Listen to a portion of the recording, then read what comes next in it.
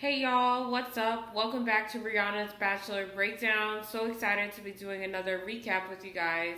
Again, I'll have timestamps in the description, so feel free to skip around as you'd like. So today I'm going to be introducing a brand new segment to my channel. Let's see how it goes. But I want to do kind of a favorite tweet of the night, because I don't know about y'all, but as soon as I watch an episode, I always go on Twitter and see what everyone else is saying. I love looking at the memes and stuff, so I thought I would kind of introduce that to my channel to bring another lighthearted spin on the conversation. So for our first round, I have two tweets that I would like to share with you guys. So the first says, I'm tired of black women on this show being used as placeholders until someone better comes along or is available. Absolutely tired. So this one really resonated with me. We obviously saw this happen with Natasha, and then we'll get into it because I think it happened again with Chelsea on this episode. I feel like this is I've seen this conversation kind of spinning around a little bit, but I don't think it's getting as much attention as it needs or deserves. So we'll unpack that when we get to all the Aaron and Chelsea stuff that happened at the prom. So then the second tweet that I found that really resonated with me that I just thought was funny, it says, Wells, do you understand the gravity of this? Bachelor Nation, not really. So that's a perfect segue into what we opened up the episode with in terms of picking up where we left off with the Ivan and Aaron drama. So they're still in each other's faces, trying to get their points across or whatever. And okay, I'm gonna just tell y'all, I went into this, I was trying to be objective, right? Because based on the preview from last week, we knew something was about to go down with Ivan. We knew he was already trying it with Aaron, getting on Aaron's bad side. Something was gonna happen with Chelsea, and then something else potentially happened around the system. And so I went into this being like, okay, I gotta be objective. I can't just immediately jump to Ivan's side because he's the love of my life. Like, let me just watch it and see what's going on.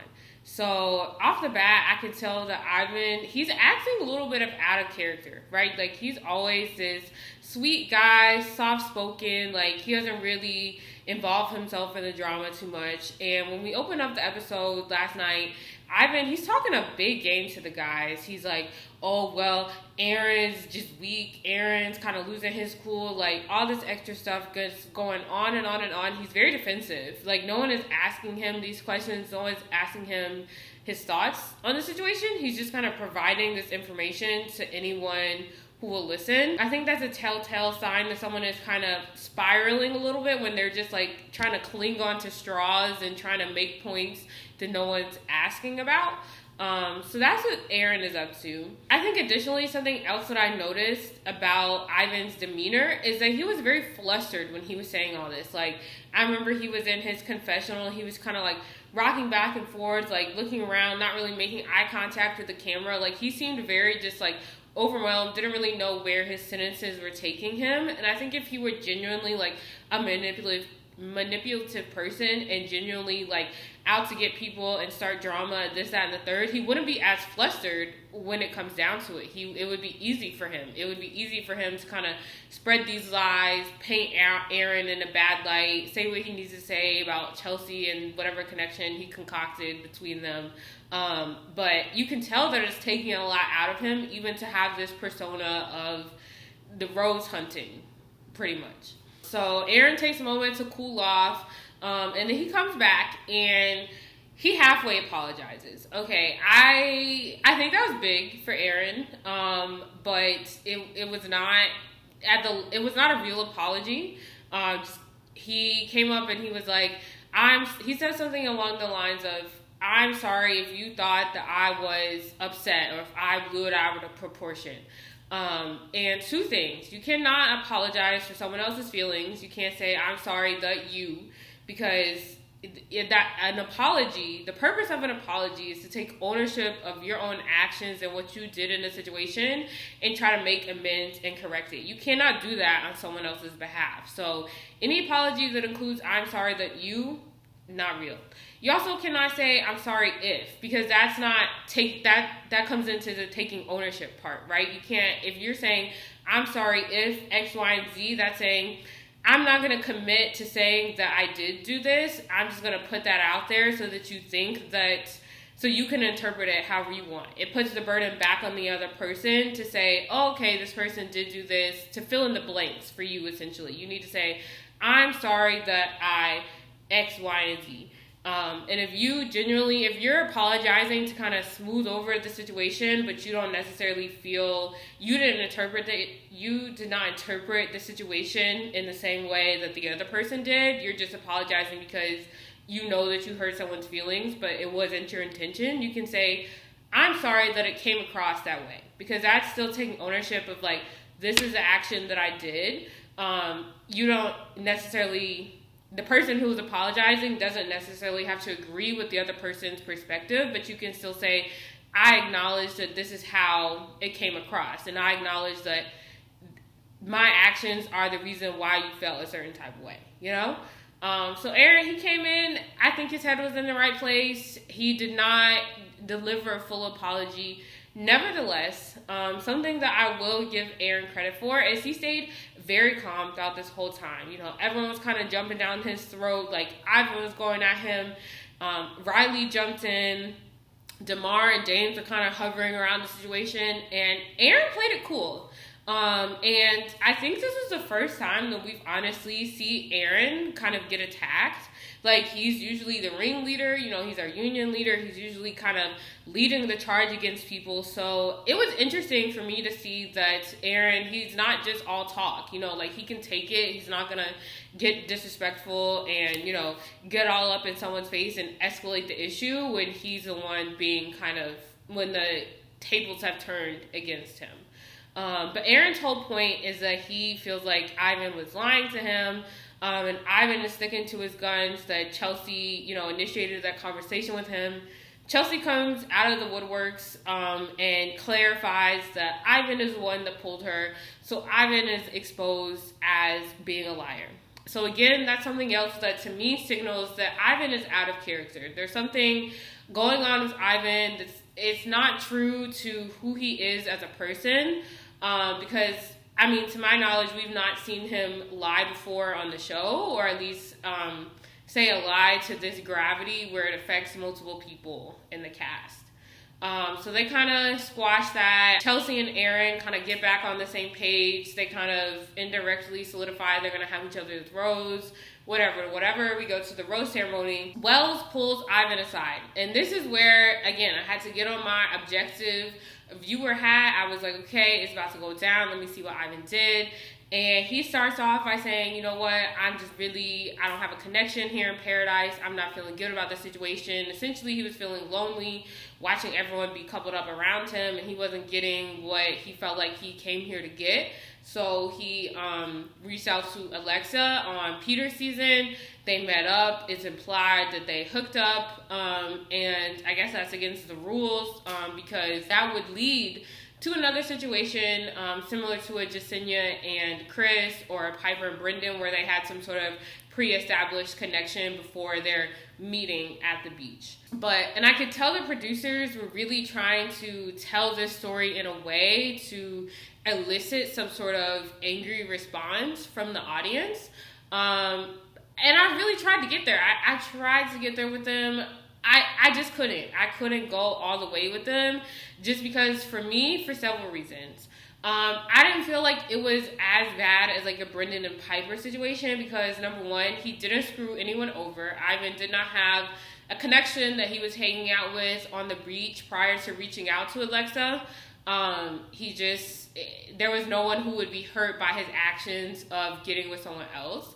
Number two, it didn't sound like he and Alexa had a relationship prior to this hotel meet and greet. So I felt like if she had gone to the beach the next day, they could have linked up then, and like, you know, Ivan would have gotten what he wanted out of it, and it would have been fine. And number three, I felt like Ivan was an example of someone who did provide a real apology. He did address the whole cast and say, I'm sorry that I let you all down, this, that, and the third. Like, he expressed genuine remorse. He said he was going to do some reflection on it. He knows that a lot of people were rooting for him and hoping that he would find love, and that this is not how he wanted to go out. So Ivan's handling with the situation, coupled with the whole context of the situation, just led me be like,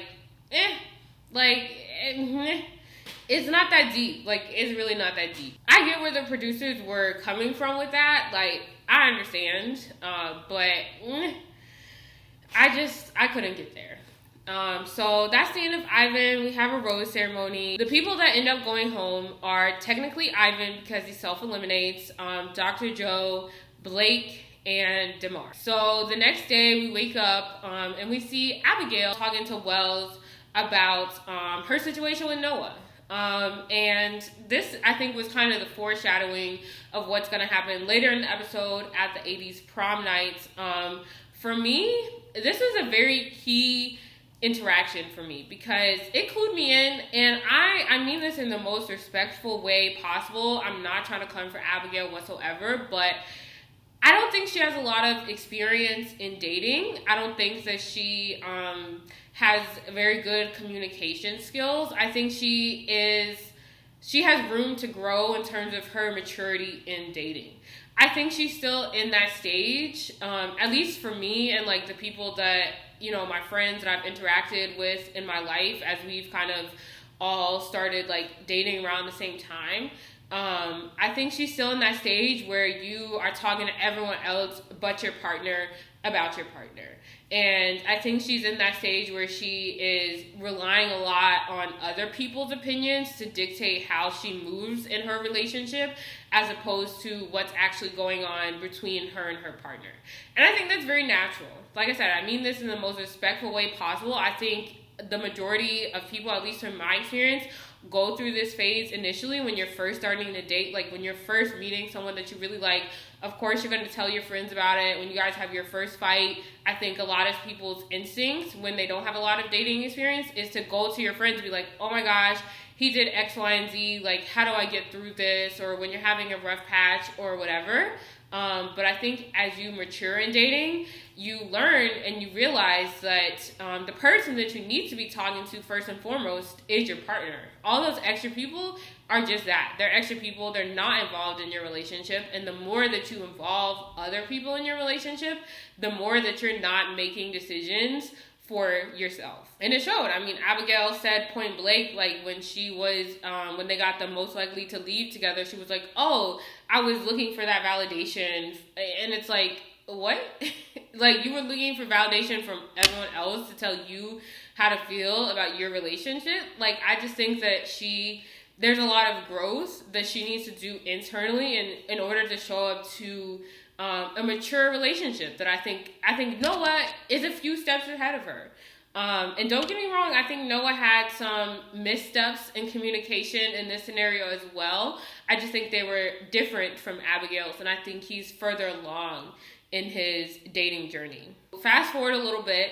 They're chilling one night, Noah and Abigail, and Noah tells Abigail that he's falling in love with her. And she doesn't respond. She just kind of blank face, doesn't really say anything, which I can imagine that is a blow, right? Like, it takes so much courage and so much vulnerability to be the first person to tell the other person that you're falling in love with them, and for them to not even hit you with the Matt James, thanks for sharing. It's like, what am I supposed to do? Like, let me try to take that back, you know? Like, it's just a very awkward situation to be in. So my heart really went out to him in that time, and I totally understood, you know, why he was kind of rethinking things the next day. He tells us the next day that he's kind of like, I don't really know where my head is at. I'm still trying to process everything. I don't know if I want to move forward. If I do want to move forward, I don't know how to do that. And I think those are all fair reactions. Again, I think Noah is showing heightened levels of maturity because he's not just jumping the gun. He's not just like, well, whatever, I said it, I take it back, we're done. Like, even though he does eventually, as we will get into, pretty much break up with her, it wasn't a rash decision. I think he spent time thinking about it, reflecting on it, looking at it from both angles and everything, and ultimately decided to do what was best for him. So then he sits Abigail down after the 80s prom and kind of tells her, hey, you know what, like, I just feel like I did tell you yesterday that I'm in love with you, but ultimately I just feel like you're not my person. And for those reasons, I feel like we should break up. And one thing, here's what I think Noah could have done better in this situation. Because the thing about Noah, he, like I said, he's very mature. He's very articulate at naming his emotions, naming what he's feeling, saying, I feel this way, and these are the steps that led up to me feeling this way. Like, he's very clear. He's going to tell you what's going on. He's going to try to make sure that you understand where he's coming from. But Noah does not tell the full picture. He is holding something back because he's telling the cameras, I didn't get that reciprocation. And it's evident. You know, anyone can see in that situation that he did not get that validation. Even if Abigail's not at that point yet, like even if she was still trying to figure out what was going on with her, she could have at least expressed some sort of joy and happiness about the sentiment that he was sharing. And she could have expressed, hey, I'm not there yet, but like, I'm so excited that you feel this way about me. I can't wait to continue getting to know each other. Like, as simple as that. But she didn't. She didn't provide him with anything. And I think that was the key thing that Noah was missing, that he did not communicate to Abigail, because then Abigail comes back with, oh, I feel blindsided. And to her defense, I can understand why. Because in her mind, what she's seeing is this man telling her, I love you, day one. 24 hours later, he's saying, just kidding. Everything I said yesterday, take that back. Let's renege. You're not my person. That's very confusing to hear. That's very conflicting information. And I can understand why Abigail would feel blindsided by that, because he didn't provide her with all of the reasons why he was trying to pull back on that. And if he did say that, if he had said, you know what, I didn't get that validation, that could have been her opportunity to tell Noah what she was telling the cameras all night about how she was falling in love with him. But instead, and this is what I think Abigail could have done better in the conversation. So she's telling Noah, she's saying she feels like he lied to her. She felt like, you know, he was pushing her, their whole relationship, to kind of get to where he was. And then as soon as she was like finally almost there, he kind of backs out of the deal. I think something that Abigail could have done better in this situation is take ownership of her flaws and take ownership of, hey, you know what? Like, even though Noah, since he's the one initiating the conversation, I do believe that he should have been the one to say, hey, you didn't reciprocate me, and that's his problem, essentially. It's not Abigail's problem. Like, Noah's the one that has the problem with it, so he should be the one articulating it. But at the same time, Abigail, I think that I think something that she could have improved on is by acknowledging that, because she was prepared to say it in front of the camera. She was planning to say it that whole night. So I get why she didn't, but I still think she could have powered through with that and then see where the conversation went from there. I think she should have said something like, hey, you know what, it took me a minute to register what you said and process what was going on last night, but I was so excited to tell you today that I'm at the same place where you are, and just see where that goes from there. But like I said, I get why she didn't, because if a man is telling you, hey, guess what, just kidding, I don't love you, I too would not be like, well, let me try to tell him that I love him, because what's he going to do with that information if he's already, like, someone saying that I don't love you, that's a very clear statement to me. I don't need to try to convince you with my love. I don't need to try to convince you that you actually should love me, you know? So I do understand both sides of it. I think ultimately she should have said that what she was planning to say, but I can understand why in the heat of the moment, why she wouldn't, or why she might think that that's just a futile or a moot point. And Abigail, then she only shifted to kind of trying to call Noah out for his communication errors and like shifting the blame onto him without taking any responsibility for the part that she played in the conversation they had the night before, or their whole communication pattern throughout the whole relationship. I think ultimately, this is a very similar to a Katie and Greg situation. I think these two people are two people that ultimately care about each other a lot, but are missing each other in their communication patterns. I think Noah is actually Katie in this situation. Even though he's the one that said that he loved Abigail, I think he's actually Katie because, like I said, he's leaving out a key piece of information that could have turned the tides of how that final conversation went. Katie didn't tell Greg when he told her that he loved her. Katie did not tell Greg, I'm saving that declaration of I love you for the last person. I think had Greg heard that and had some other sort of form of reassurance, he could have moved forward with that knowledge. But Katie left that out of the equation, and then she looked like the bad guy in Greg's eyes. Noah, very similarly, did not tell Abigail, I have not been getting the reciprocation and validation that I needed this whole time, especially in this very important conversation that we had the night before. And so then him breaking up with her seems very rushed, irrational, and just kind of like Abigail said, blindsiding. But then on the other hand, I think Abigail is Greg in the situation because Greg, the whole season, he does a very poor job of communicating his feelings. Katie always has to talk him through his feelings. She always has to be the one to initiate those conversations. And Greg, I think, had a lot of thoughts and feelings in his head that I think he didn't realize that weren't coming out of his mouth. And I think Abigail's the same. Noah always initiates these conversations about their feelings. And I think Abigail, she just has all these thoughts, but she puts these walls up. And she doesn't, when she's ready to communicate, it's too late. And she doesn't realize that people cannot read her mind and did not know what's going on, that she was planning to tell Noah these things 24 hours later about how she loved him. He didn't know that. So I just think they're missing each other, and it's very unfortunate to see because I don't know what's going to happen next week. They could save it, whatever. But at this point, it looks pretty unsalvageable. And I've always said, I feel like they're a very strong couple, but I don't think Paradise is the place for them. I think that if they could have just made it through the end of Paradise into the real world, they could make it work. Because I just think the whole Paradise bubble is the problem. I don't think their personalities are the problem. Yes, they have communication issues, but I think those could be kind of resolved and adjusted to if they got to know each other at a more normal speed in the real world.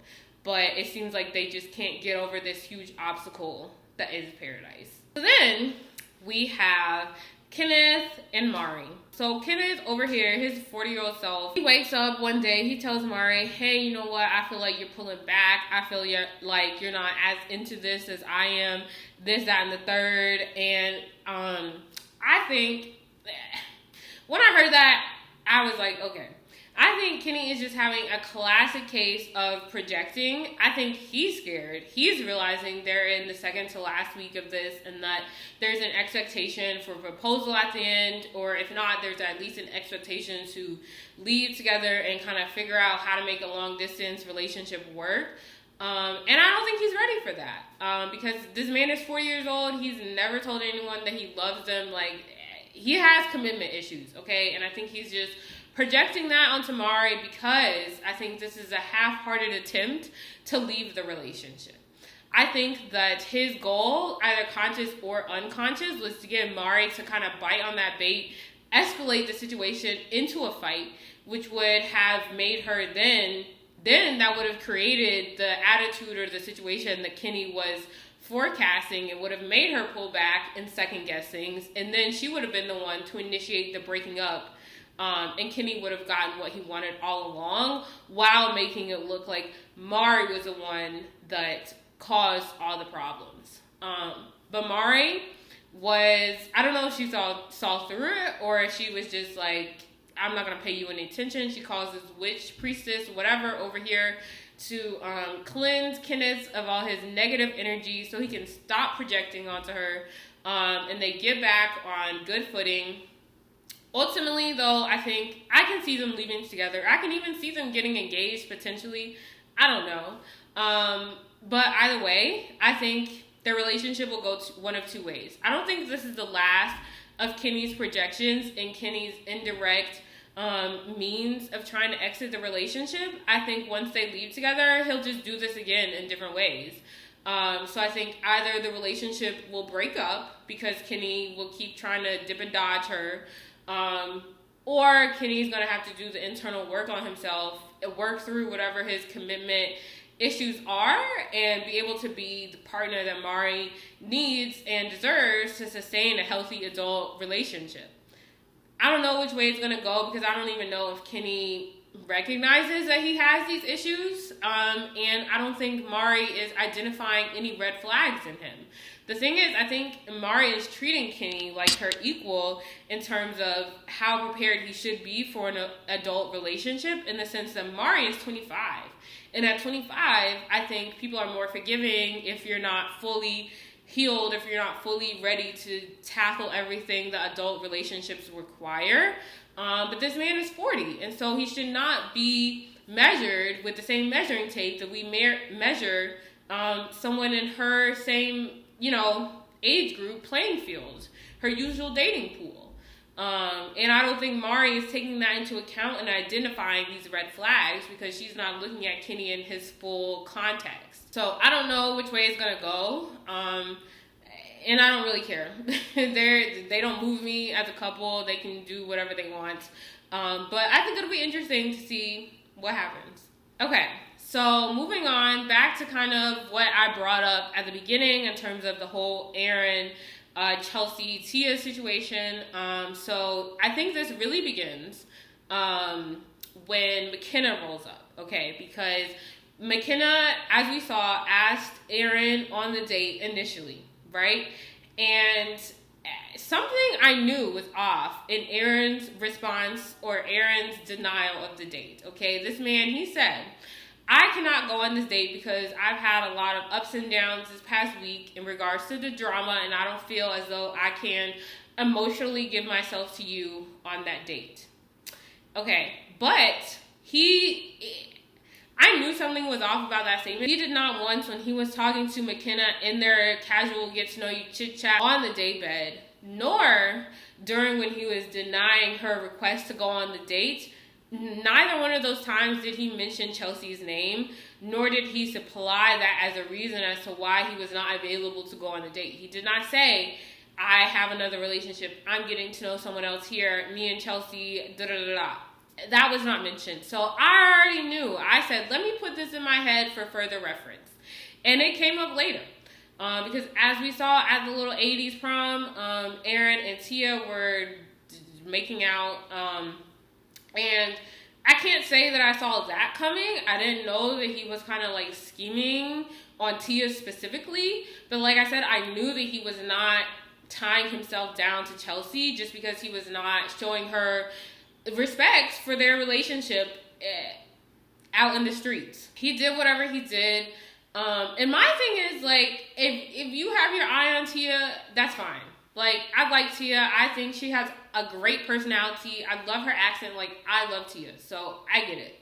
But like the tweet said, I think this is another example of just black women this season being used as a placeholder until someone better comes along. I guess it's clear that Aaron was kind of had his eye on Tia the whole time, but didn't really make a move because she was always preoccupied going on the date with Kenny, figuring out that whole thing with Demi and Mari or whatever, and then his best friend on the beach was with her, so I guess he was just kind of biding his time until she was more available, and that's super annoying.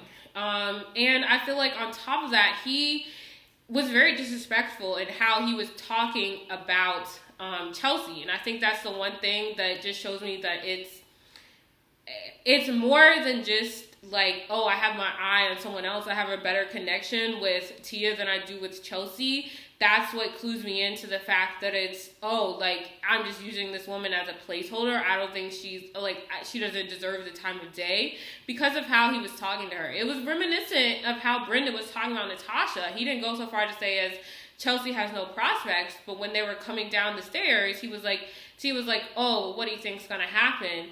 And Aaron goes, oh, well, Chelsea's probably gonna come up to me and be all mad and I'll have to deal with it. And it's like, yeah. And it's so rude how he was just essentially putting the blame on her and painting her out as something he had to deal with.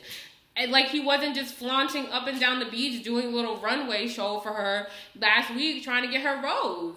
And so it's just really annoying and really disrespectful. Not only because it shows that he does not care about her feelings, he does not care that she's gonna be mad the way he was talking about it, and he also does not think that she deserves the respect of just having a conversation and saying, hey, you know what, I want to pursue Tia. Like, how hard is that? That takes 2 seconds. I just said it right now. Like, he can't even give her that time of day. And so it's just like, I'm sick. I'm tired of it. These girls, obviously, they deserve better. I don't really have anything else to say about the topic because I'm just going to be, like, repeating myself and not saying anything that hasn't been said before. But it's just really annoying and exhausting. And it's not lost on me that both of the girls that this happened to this season are both darker / brown skinned women on top of that. Like, yes, they're black women, but they're also like, there's a colorism aspect in it as well. I had better hopes for Aaron because this whole season I've loved him. He's been a whole mood. Like, he's been my, like, little petty Betty person that I could count on for making snide remarks that I live for.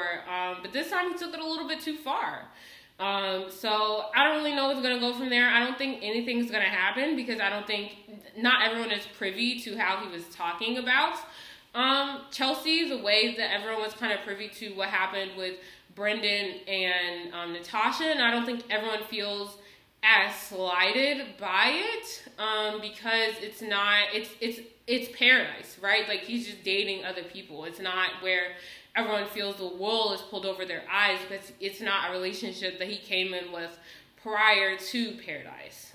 So I don't think that this is going to get the attention and justice that it deserves from Bachelor Nation and from the cast. And that's just very disappointing, but not surprising. We did have 2 dates that happened. Ed and Mykenna go on a date. I thought it was cute. I really enjoyed watching Ed kind of be friendly towards her, try to uplift her mood when she was crying on the beach. And I feel like, you know, I just went on my whole spiel about Aaron. I feel like Ed's situation in terms of going on a date with Mykenna was a little bit different in terms of his allegiance to Natasha for 2 reasons. First of all, when he was talking to Mykenna, he did bring Natasha's name up. He did say, Mykenna was like, what's been going on with you at the beach? This man said point blank, you know what, I've been hanging out with Natasha, so we're kind of coupled up. Like, he put that out there, so it was not his intention to pursue Mykenna, first of all. And then second of all, with that knowledge in mind, I think he only did that because it was clear she was crying on the beach, she was alone, no one was going to even comfort her. Side note, that was really weird. No one was going to address her, comfort her, like, at least take her out on the date. So I think Ed was just doing it from kind of a friendship perspective. It seems that they did make a connection or whatever. I don't really know what's going to happen with that.